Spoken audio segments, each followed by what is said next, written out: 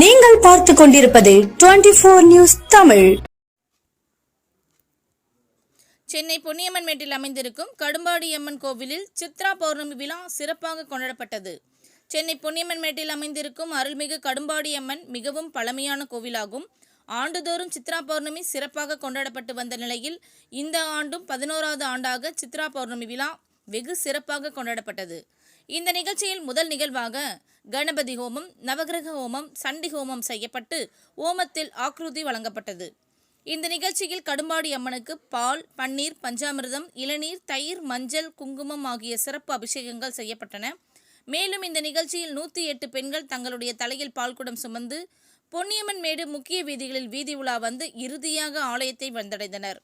தங்கள் தலையில் பால்குடத்தை ஏந்தி ஓம் சக்தி பராசக்தி என்று பரவசத்துடன் ஆலயம் வந்தடைந்தனர்.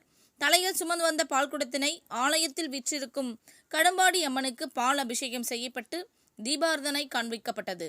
இந்த நிகழ்ச்சியில் சிறப்பு விருந்தினராக சரளா சங்கர் அவர்கள் குடும்பத்தினர் பால்குடம் ஏந்தி வந்த பெண்மணிகளுக்கு மஞ்சள், குங்குமம், தாலிக்கயிறு, அன்னப்பிரசாதம், லட்டு ஆகியவை பிரசாதமாக ஆலயத்தின் சார்பில் வழங்கினார்கள்.